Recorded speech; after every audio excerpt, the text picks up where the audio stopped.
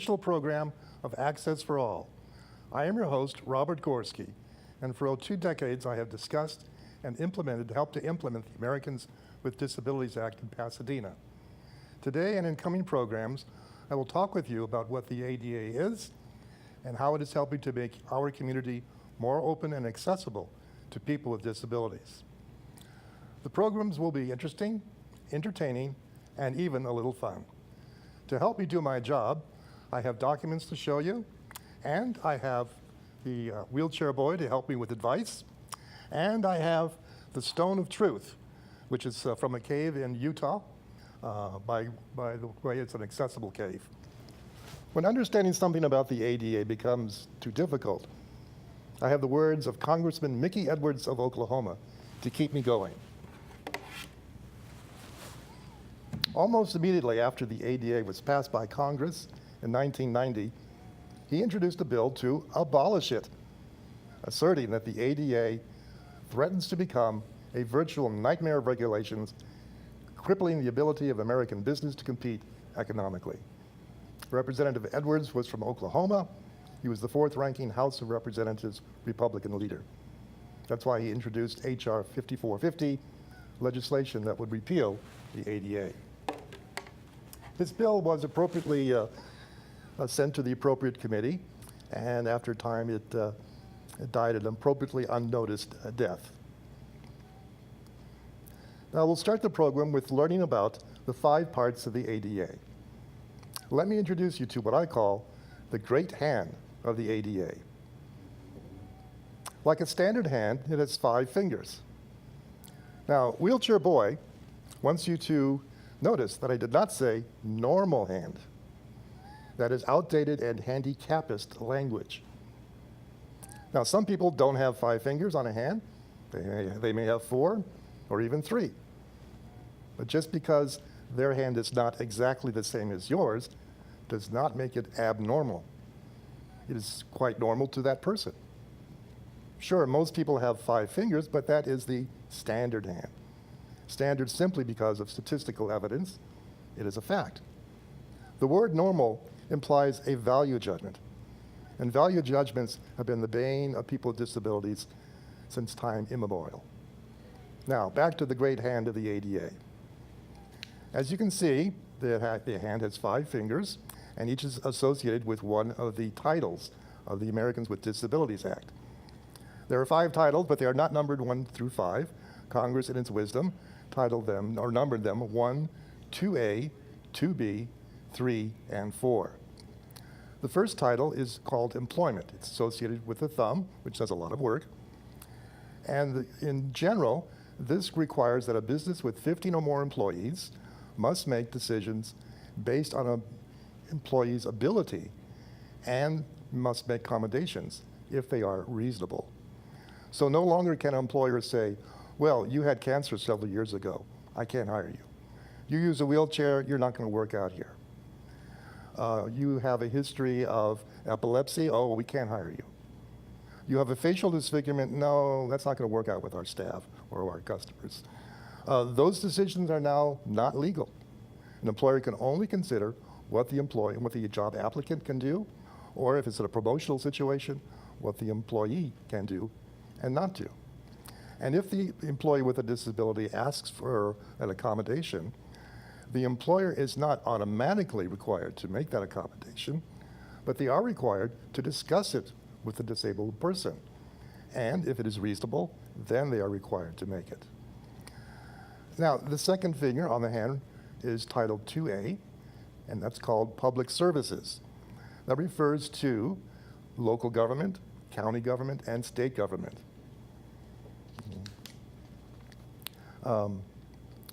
The key thing about this title is that it requires program accessibility of your local government, state government, and county government. The emphasis is not on architectural accessibility, but programs, because government provides programs. Now, of course, when the government does build something, they must comply with the architectural requirements of the ADA. But the emphasis is on programs. The next figure of the great hand is titled 2B. That's called public transportation.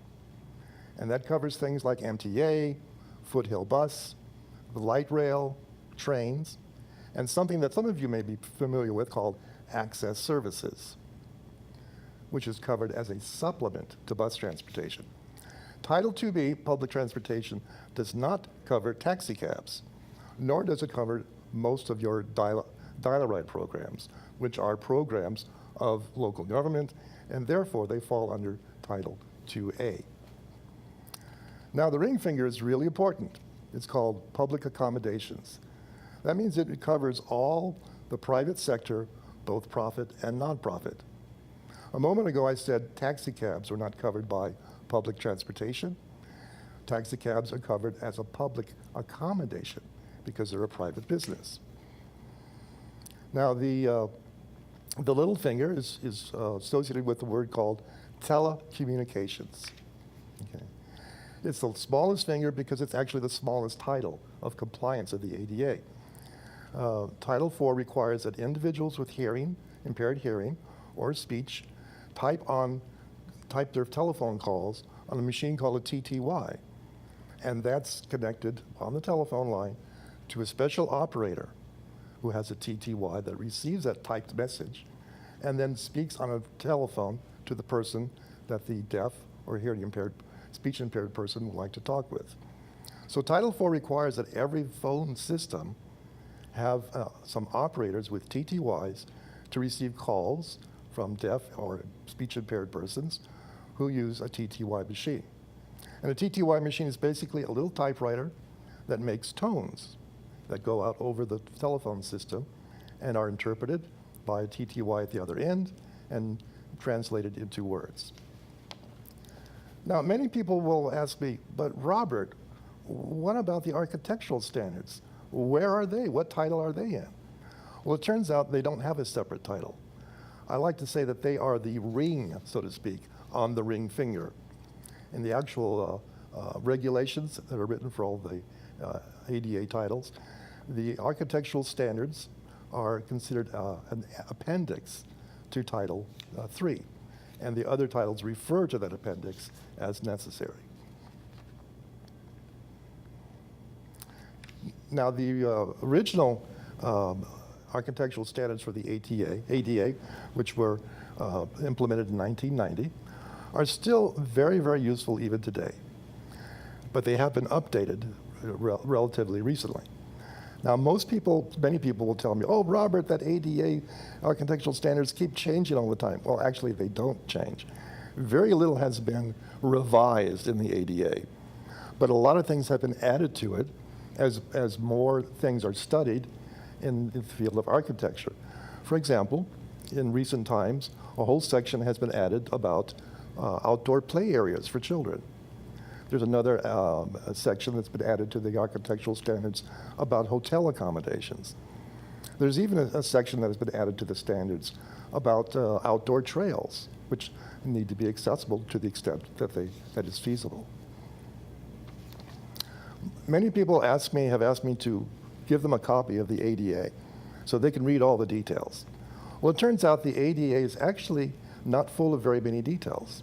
It's probably one of the smallest laws, major laws, that Congress has ever written.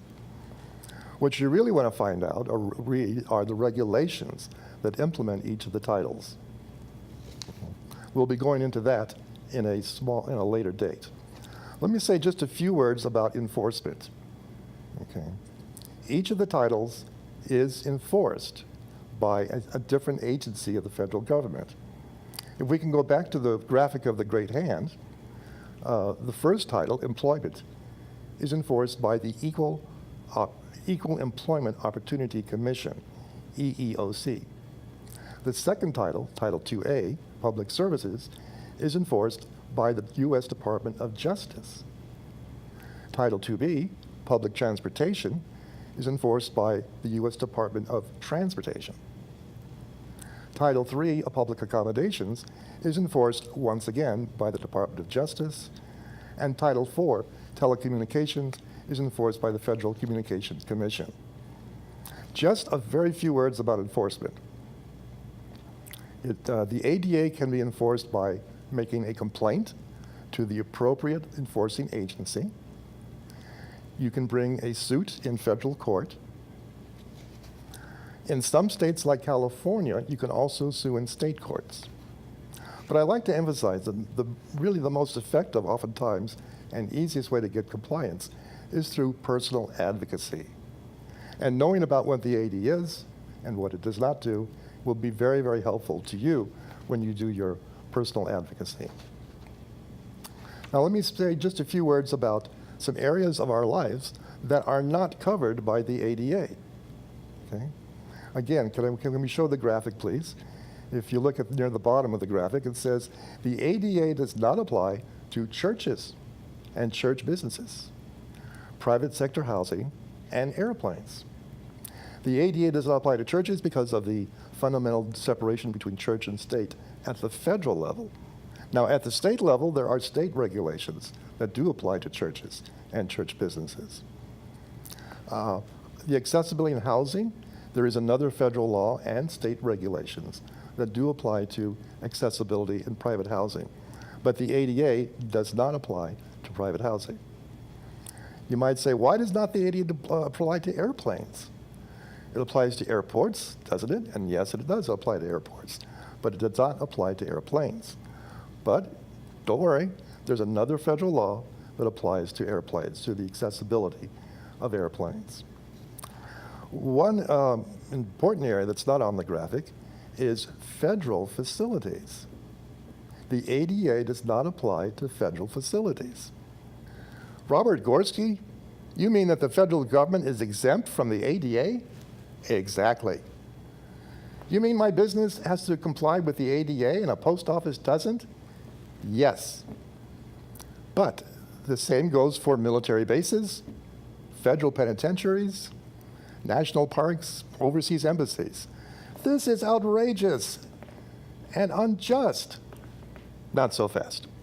All federal facilities must comply with another law called the Architectural Barriers Act, ABA for short. Now, although years ago the ABA requirements were less demanding than the ADA, nowadays ABA requirements mirror the architectural requirements of the ADA. But Robert Gorski, you said the ABA is concerned only with architecture. Well, what about employment requirements of the ADA and the transportation provisions? If these questions have come to you, to your mind, you are well on your way to becoming an expert in the ADA.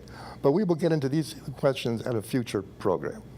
For now, I hope you have learned the basic areas of the ADA coverage, some areas that it does not cover, and that another law with the abbreviation ABA is important for architectural access in federal facilities. Thus, today's keywords are two: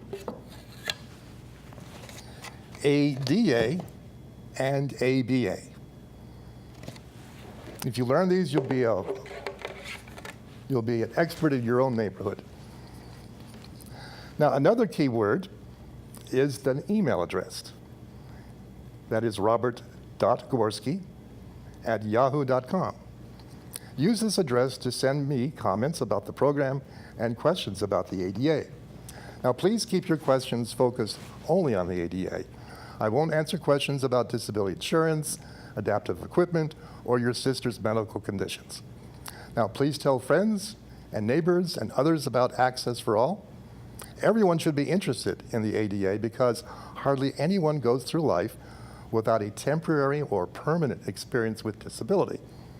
In fact, it is appropriate to refer to persons who do not have a disability today as temporarily able-bodied, TAB for short. Hey, Bobo, do trees tell each other stories? I'm sorry. I'm afraid I don't know that. Hey, why don't we go find out? Listen. Can birds draw pictures? I don't have an answer for that. Dad, do stars visit their friends? Look!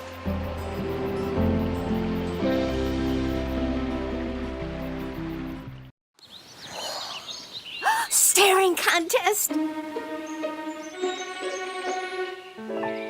You still got it. I know. Come alive with the forest. Visit discovertheforest.org to find a forest near you. In this program, I will cover how the ADA helps to make a parking lot accessible to people with disabilities. To do this, I will present the top 10 reasons parking lots violate the ADA. But first, let's take a look for a moment at curbside parking. Here is a model of something that you probably recognize. It's called a blue curb, a curb painted blue.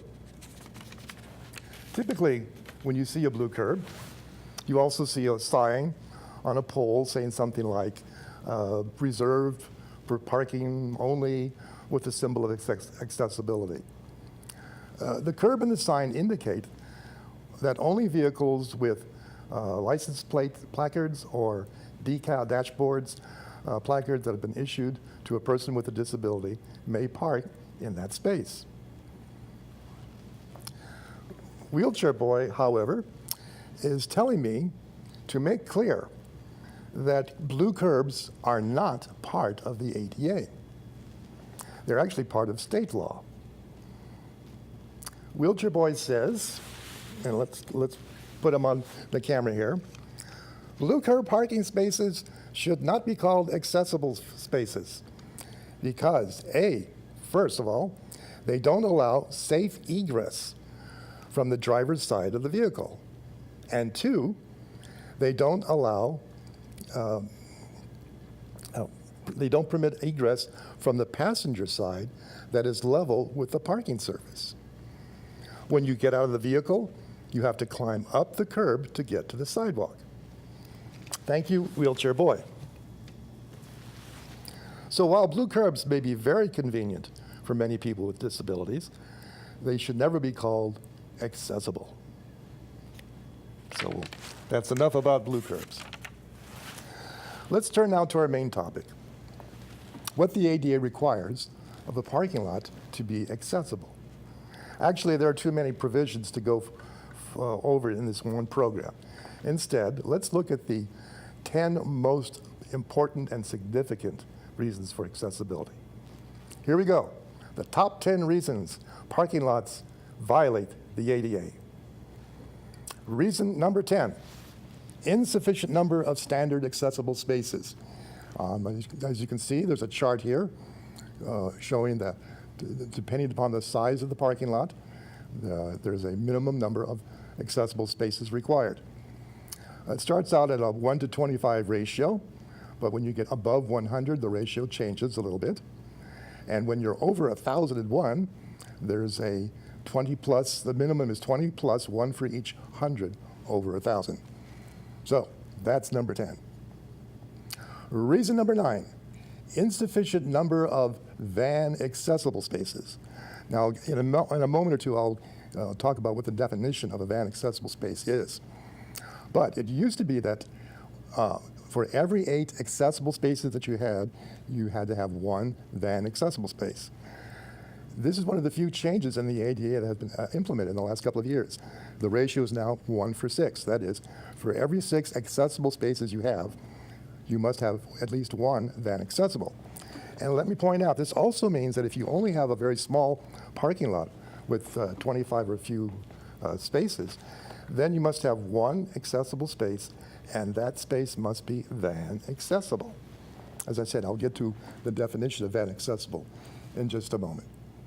Okay, reason number 8, no sign in front of each accessible space. There needs to be a sign either on a pole right in front of the space or perhaps on a wall that is just a little bit further away. This graphic gives you some ideas of different ways that this requirement can be fulfilled with a variety of different signs. Notice that the sign in the upper right-hand corner has an additional verbiage below it, van accessible. Okay, that's one of the requirements that a van accessible has. It's different than a non-van accessible. You must have the words van accessible below that sign. Okay, reason number 7, no symbol of accessibility painted in the space. Every space that is accessible, whether it's van accessible or not, must have the symbol of accessibility painted in that space. Reason number 6, access aisle too narrow for standard and van accessible spaces. Okay, now's the time that I can tell you very clearly the difference between a van accessible and a standard accessible space. In this graphic on the left, you have the standard accessible space. It's 9 feet wide. It has the symbol of accessibility painted in it. It has a sign up front. And to the right of that vehicle, there's this sort of cross-hatched area, striped area, with the words no parking in it. That is called an access aisle. And that's very critical to a space being accessible, because that gives extra room for a person with disability to get out of the passenger side of the car. Over on the right side of the graphic is a van accessible space. Now the space is the same width, 9 feet. It has the same accessible symbol painted on the surface. There should be a sign in front. But look at the striped area on the right. It's much wider. It's actually 8 feet wide. That is because when someone gets, a wheelchair user gets out of a van, they typically have a ramp that extends several feet, and then they need a few more feet to get their wheelchair out and maneuver. So a van accessible space is the same width, the parking area is the same width as a standard space, but there's 2 important differences. One, the access aisle is wider, and secondly, the sign that's in front of the van accessible space must have the words van accessible. Okay, we'll move to reason number 5. No parking is not painted in the access aisle. Notice on this graphic, each of the access aisles, the one for the standard space and the one for the accessible space, has no parking stenciled on it. That was not part of the original ADA, but unfortunately it was found that people would sometimes park in the access aisle because it was so wide and inviting. So nowadays the words no parking must be stenciled on that access aisle. Okay, let's move to reason number 4. The space of the access aisle has too much slope. Okay, this should be pretty self-evident. You don't want someone with a mobility impairment or who's blind or might have some problems with balance getting out of a car on a slope. And the maximum slope allowed is 2%. That is a rise of 1 to a length of 50. Okay, let's move to reason number 3. There's a ramp located in the access aisle. Now, many of you might remember that in California, they often created accessible spaces in front of a curb, and you needed a ramp to get up to that curb, so they would build a ramp in the access aisle. And oftentimes that ramp would extend to where the passenger door would open. So therefore, you'd be forcing a person with disability to get out on a surface that was sloping. We don't want that. So don't put a ramp in an access aisle. If you have to do a ramp, cut into the curb. Okay, next. Reason number 2, no access aisle. In this graphic, you see, well, there's an accessible space. It has a symbol in it, but there's no access aisle on either side. So this is not an accessible space. And finally, reason number 1, no accessible pathway away from the parking space. Yes, here's on the far right an accessible space with the symbol parked on it, but there's no way to get out and there's no way to get up on the sidewalk. So there's no path to get away from the accessible space. So why park there if you can't get away? Now, next I'd like to show you 2 photos that illustrate some of the things I've been talking about. These were photos that were taken right here in Pasadena. The first photo shows, well, there's a space. It's got the symbol in it. It's painted blue, but there's something missing. Can anybody tell? Yes, it's the access aisle. This space has no access aisle. In addition, there's no sign in front of the parking space. Now, there is a sign up on the wall, but unfortunately you can't read that, but let me just tell you that it doesn't have anything to do with parking. So this is not an accessible space. However, guess what? This is not a violation of the ADA. How can that be? Well, if you were watching the first show in this series, you learned that the ADA does not apply to everything. It does not apply to churches. And this photo is taken of a parking lot in a church. However, on the other hand, this church may be in violation of the state building code, because the state building code is not like the federal government. The federal government has to maintain a separation between church and state. State governments do not have to do that. So this parking lot may be in violation of the state building code.